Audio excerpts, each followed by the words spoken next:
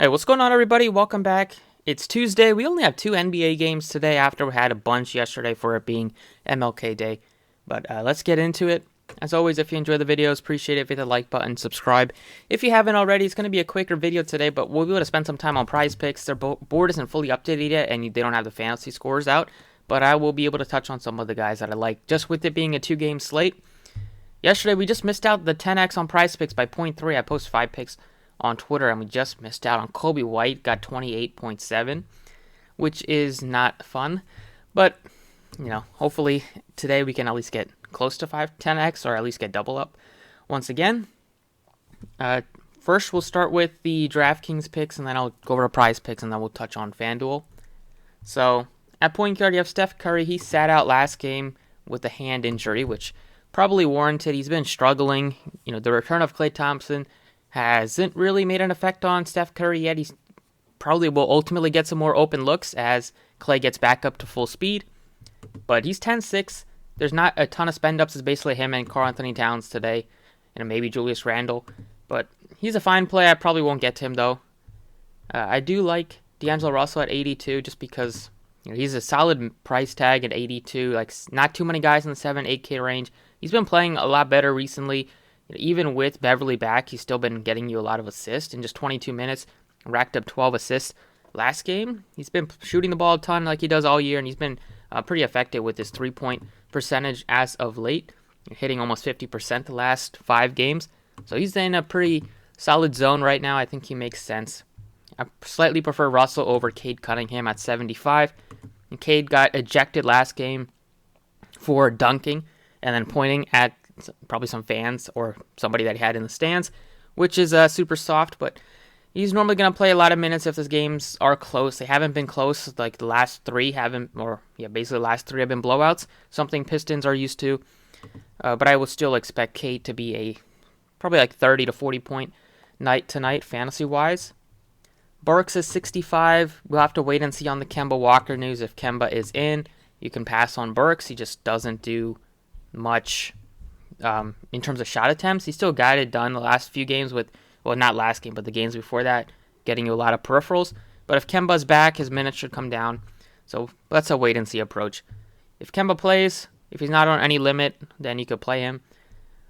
Other plays, pass on Jordan Poole now that Klay Thompson is back and Steph Curry is back, so he's going to be back to a bench role. I like Beverly at 55, just a solid value that plays up to 30 minutes, if not a little bit more than that. Can easily get it done with how much he contributes in all aspects of the stat sheet. Corey Joseph, 52.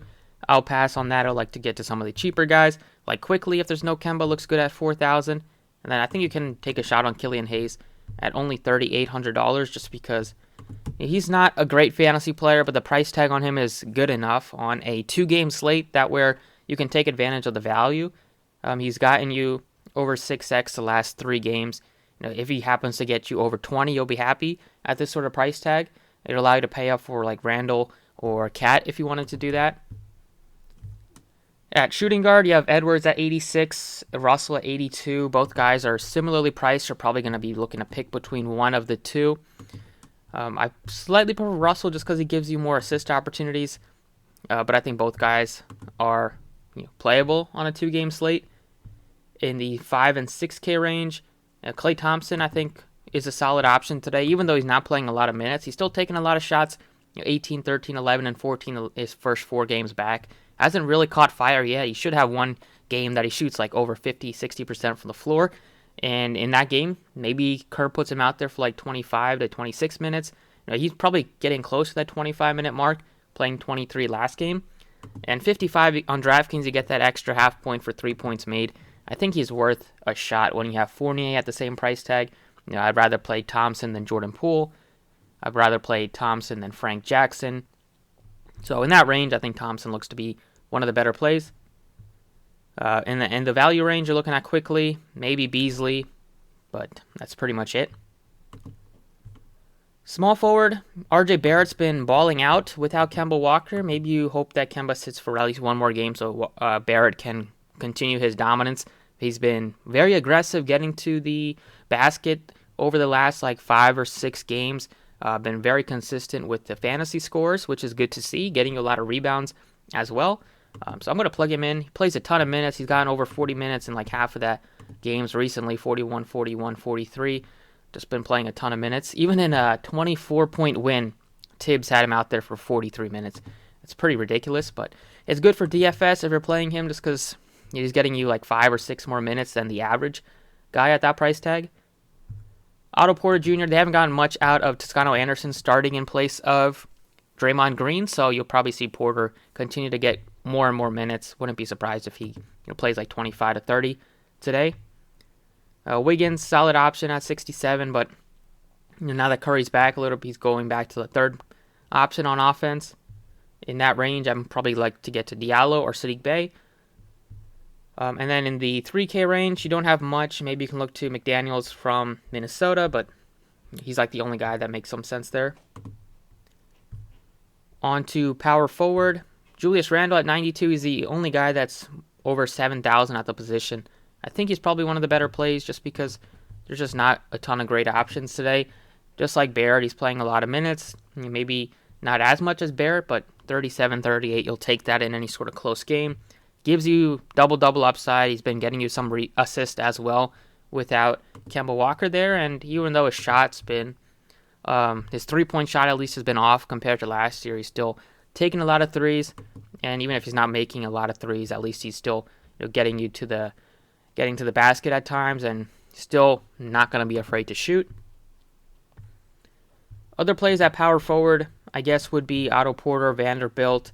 Definitely Trey Lyles, the way that he's been playing off the bench, kind of getting similar minutes, if not more minutes than the starter. Isaiah Stewart has definitely been outplaying him.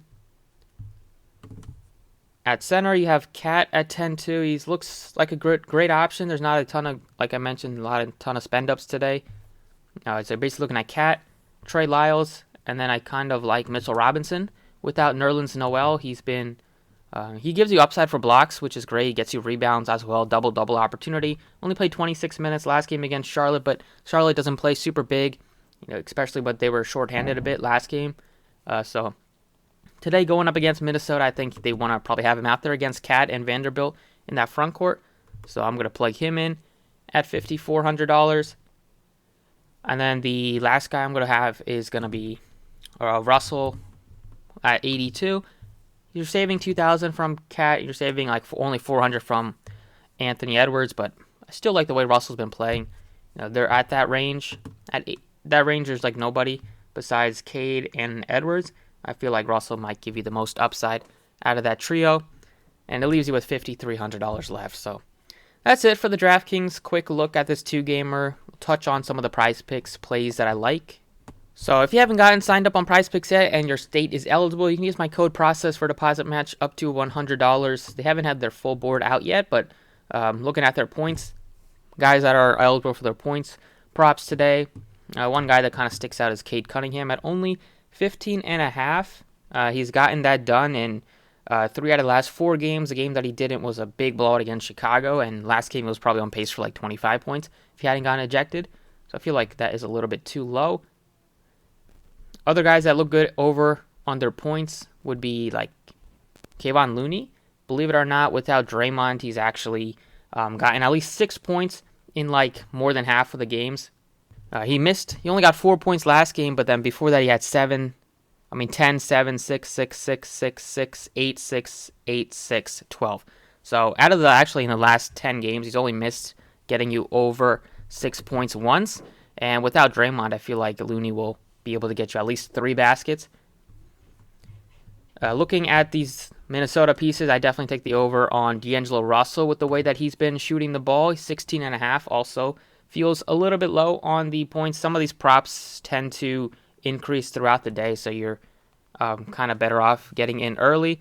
But he's averaging almost 19 points on the season. He had a bad shooting game last time out, but before that, 29 points, 18, 22, 27, 6, 19, 14, 22, 17. I feel like worst case, he only has single digits, but if he is shooting the ball well like he is, he definitely can put up north of 20, and it won't really be a sweat. Looking at the rebounds today, I'd also probably take the over on, we can only pick one for Looney, but I like his over 7.5 for rebounding. I think Cade can get you over 4.5. I like Cat over 8.5 rebounding against this New York team. For the assist, Russell, you can only play him one of these spots, but take the over on his 6.5 ahead of pick. Same thing with Cade. But to fill out 2 more spots here, I'll put the over on these guys as points.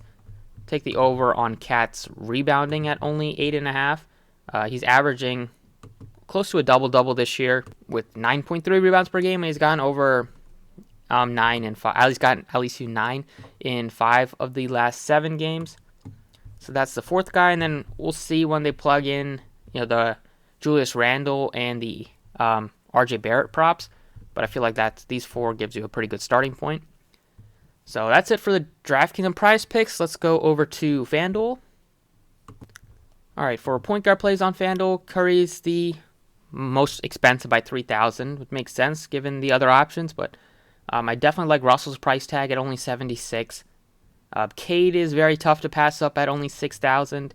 And I do still like some of these cheaper guys like Quickly at $46 if there's no Kemba. And then I'd look to Killian Hayes at only $41. But right now, give me Cade. Plug him in at $6,000. At shooting guard, Edwards, Russell are the 2 most expensive guys. Barrett is in the mix as well.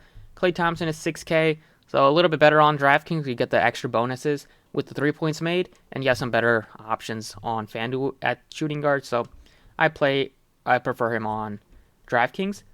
The guys that stick out would definitely be like Russell at 76. Small forward, plug in RJ Barrett. He looks to be one of the best plays. I like him more than Edwards, saving $900. Definitely like him more than Otto Porter, who's almost $7K. That's tough to get to. And then I look to like Wiggins at only $58. Sadiq Bey, Diallo look like good price tags. I would try to mix in at least one of those 3. Power forward, Randall, plug him in. He's only $8,400. There's like no other great options here. You're looking at expensive Otto Porter, Vanderbilt. I think Lyles makes some sense, but besides like Looney, there's not too many guys otherwise. And then at center, Cat looks great if you can get up to him, which I think you will be looking to do that on FanDuel if you have the salary. If not, you can go down to Mitchell Robinson at only $54, but I feel like I'll be able to find some extra salary in savings and plug in Cat at only $96. So that's it for the video. Hopefully you guys enjoyed it. Thank you for watching. Best of luck tonight, and I'll see you all next time.